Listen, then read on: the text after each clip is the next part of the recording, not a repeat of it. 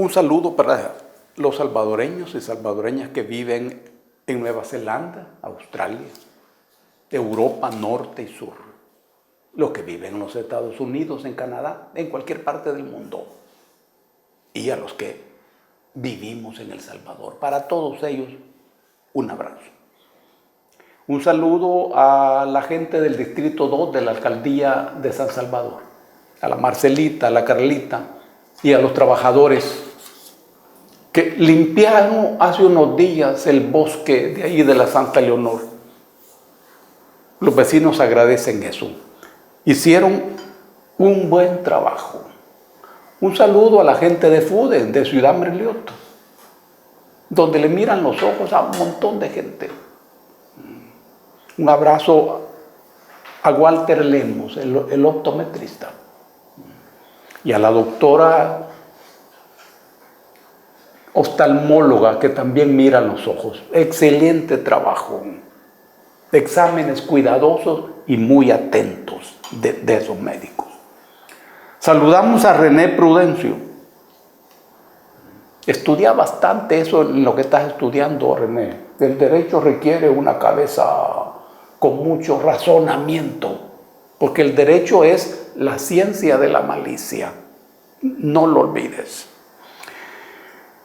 En la ciudad de Guatemala murió el día de ayer la suegra de Julio Cano, el médico de la guerrilla de la FAL, en la guerra civil de El Salvador. Expresamos nuestro pesar a Julio, a su familia, a Yolanda, su esposa, y a todos sus hijos. Hace un mes, más o menos, murió Carlos Mendoza Melcocha, miembro del movimiento estudiantil de la Universidad de El Salvador, de la década del 70. Un hombre esencialmente bueno, Nos duele su muerte y su desaparecimiento. Falleció más o menos un mes. Un saludo a los que celebran el Día de la Merced. Esta es la Virgen que protege a los presos, a los que se enmiendan los presos. Pero no solo los presos físicos, sino que aquellos que son presos de su ambición, presos del odio, presos de la ignorancia, presos de la riqueza. Esto va con los burgueses y con los oligarcas. Que la Virgen de la Merced les ayude a todos. Este día vamos a hablar de lo que se llama coyuntura. Hay una palabra similar a la coyuntura, que es la palabra coyuntura. Esta tiene un peso anatómico y fisiológico. La coyuntura es la unión de músculos y huesos en la anatomía de nosotros y de los otros animales. Aquí hablamos de la coyuntura, que es exactamente un momento que es parte de un proceso político, en donde se concentran las contradicciones y las diferencias, y en donde esas contradicciones tienden a chocar, a resolverse y a determinar el curso de los acontecimientos que definirán el proceso político. Esta coyuntura nos revela varias cosas. Primero, un equipo de gobierno que no parece tener hasta ahora un plan político definido, pero que tiene, eso sí, un estilo de hacer las cosas, que va definiéndose por momentos de manera precipitada como un estilo de gobierno. Este es un equipo de gobierno que expresa los intereses de la pequeña burguesía empresarial. Esta definición clasista es fundamental, porque toda persona pertenecemos a una clase social, a un estrato social, a una capa social.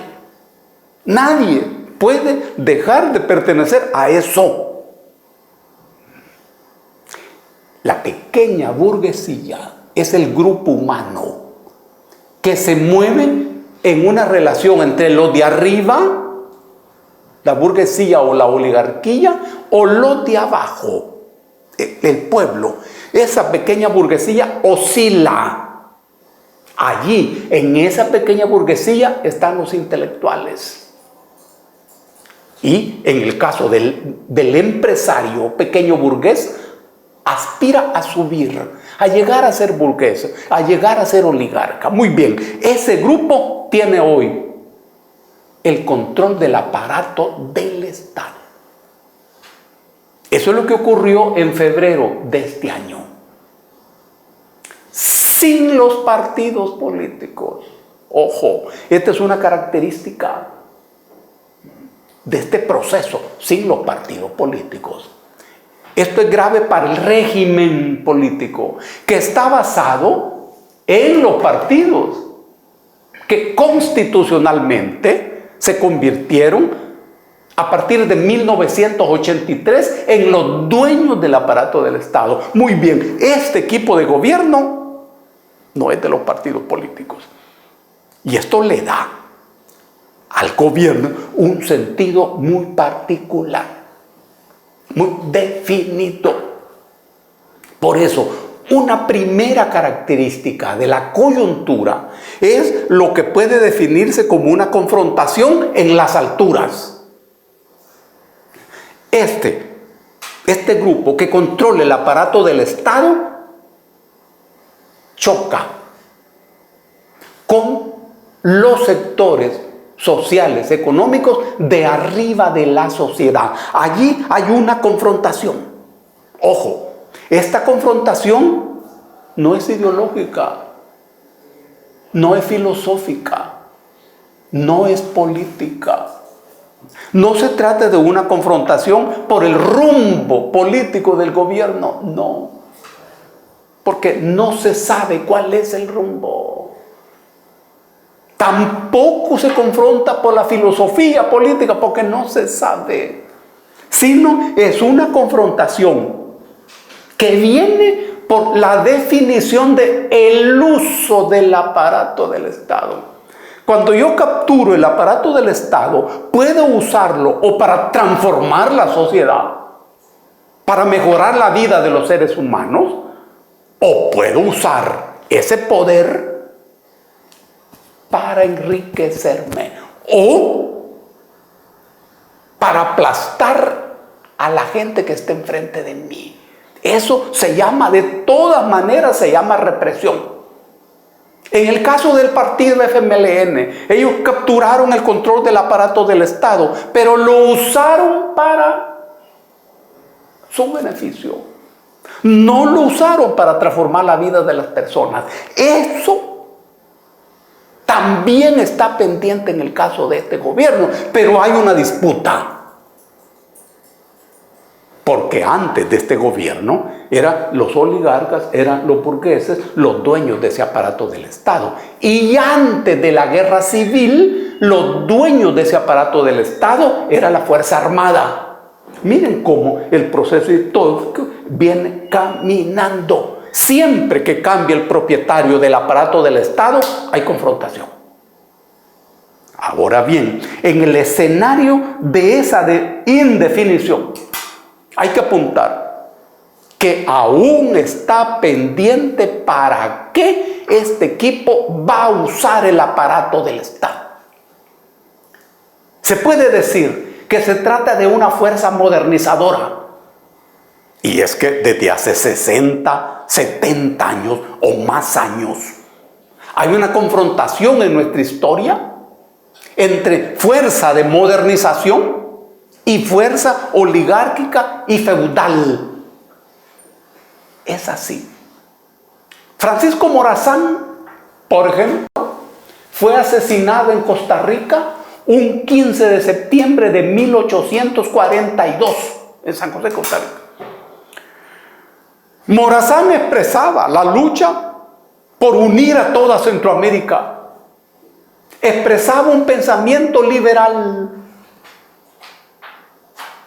El 29 de agosto de 1865 fue fusilado aquí en San Salvador Gerardo Barrio, que también expresaba un pensamiento liberal y modernizador.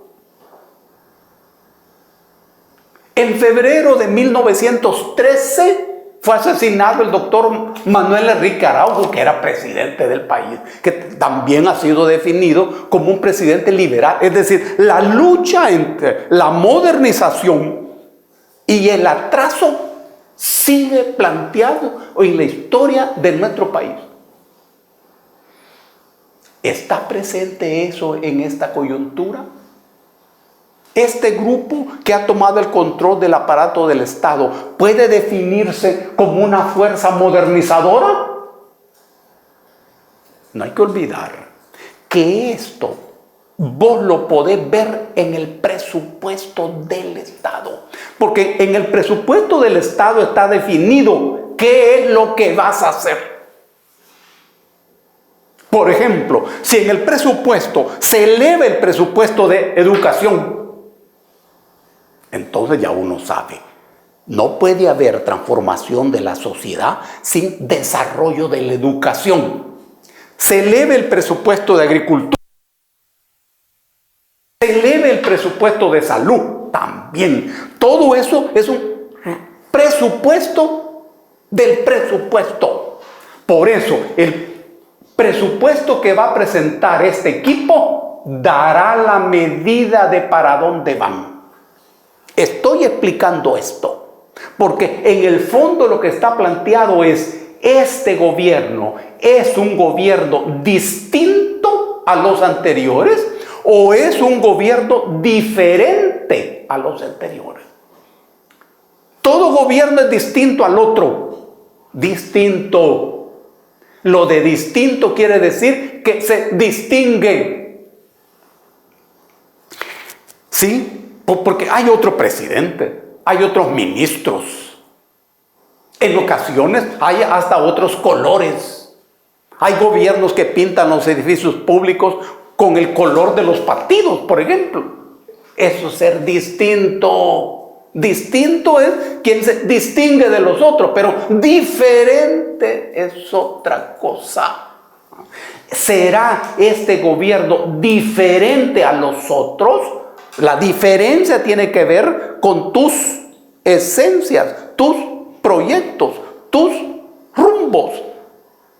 No tanto con las cosas que haces. Porque vos podés hacer las mismas cosas que el anterior gobierno, pero si las haces de manera diferente, allí está establecido quién sos vos. Porque pueden haber límites contemporáneos que establezca detentes a lo que se haga. Aceptemos eso. Pero incluso haciendo lo mismo, si se hace de manera diferente, ahí se establece el sello. Por ejemplo, si lo que el gobierno hace, lo hace acompañado del pueblo y convierte al pueblo no solo en actor, sino en sujeto político, eso establece una extraordinaria diferencia. Aquí está planteada la definición. Si este gobierno va a ser diferente a los anteriores o solo va a ser distinto. Otra cosa, el problema estratégico fundamental del país se llama guerra social. Se llama guerra social. No es una lucha antidelincuencial, no, ni un problema de policías y ladrones. Aquí hay una coyuntura especial. Este gobierno tiene de este problema un enfoque diferente a los gobiernos anteriores. o sigue abordando este problema crucial de la historia del país, que se llama guerra social, con los mismos ojos, con la misma cabeza, con el mismo cerebro, con los mismos intestinos de todos los gobiernos anteriores. Es decir, este gobierno sigue pensando que la vía de la solución de la guerra social son los fusiles, que es lo que hicieron todos los anteriores gobiernos, o está pensando que la solución de esta guerra es política, que es a largo plazo,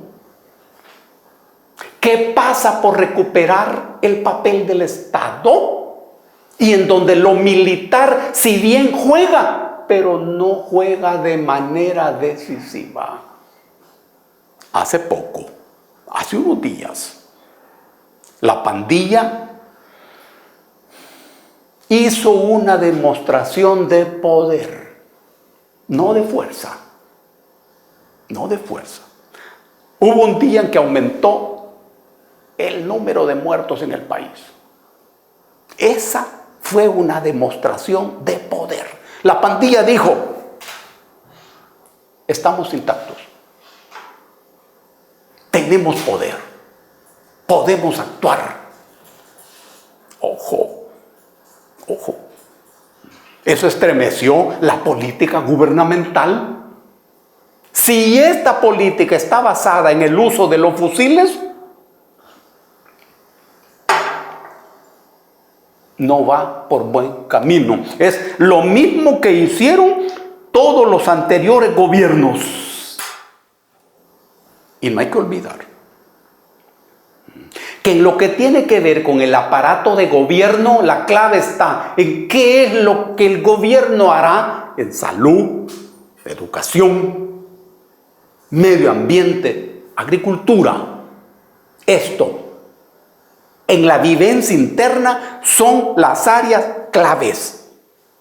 Este gobierno se va a dedicar a salvar al río Lempa. Ya tiene este gobierno un equipo de notables que se pongan a estudiar la manera de salvar al río Lempa, o no va a ser eso que nunca ha hecho ningún gobierno anterior. Es decir, o es igual a los anteriores gobiernos. Porque somos 20,000 kilómetros cuadrados, sometidos a los rigores del cambio climático, situados en el corredor seco. Ajá. ¿Y cómo se puede hablar de agricultura, educación, salud, vivienda sin atender ese fenómeno? Eso sigue pendiente. Ahora, las relaciones internacionales. Lo que el gobierno haga afuera del país influye y expresa lo que va a hacer en el interior del país. Y lo que haga el interior del país expresa lo que va a hacer afuera. Se ha anunciado en el marco de la Asamblea de la ONU una reunión entre el presidente de El Salvador y el presidente de los Estados Unidos. Claro, es la reunión entre el presidente de un imperio y el presidente de un país pobre y empobrecido, angustiado y angustioso, que parece ser que ha aceptado, su gobierno ha aceptado convertirse en un dique de los emigrantes, de sus emigrantes y de los otros emigrantes. Parece ser. ¿Qué puede arrojar esa reunión entre el presidente de un país empobrecido y el presidente de un imperio que pierde hegemonía y pierde poder? ¿Ese presidente saldrá de esa reunión como monaguillo? ¿O ese presidente saldrá de esa reunión manteniendo una política que convenga a los intereses de la mayoría de este país, que es lo que se llama pueblo, o a los intereses de minorías, o a los intereses de los Estados Unidos? Eso está pendiente. Ese es un juego complicado y complejo. Si el país necesita financiamiento, y el país necesita financiamiento, ¿a dónde se obtiene? ¿Es Estados Unidos la fuente de ese financiamiento o está por otro lado?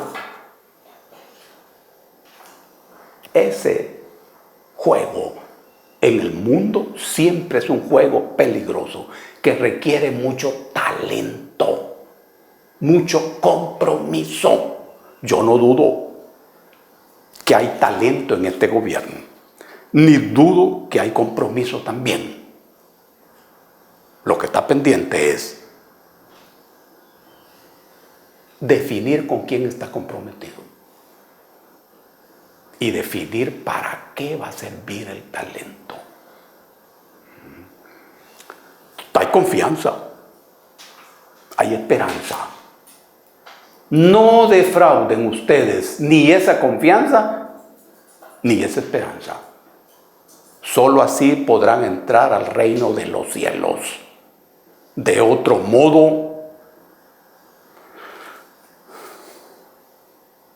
los infiernos esperan. Un abrazo para todos y para todas.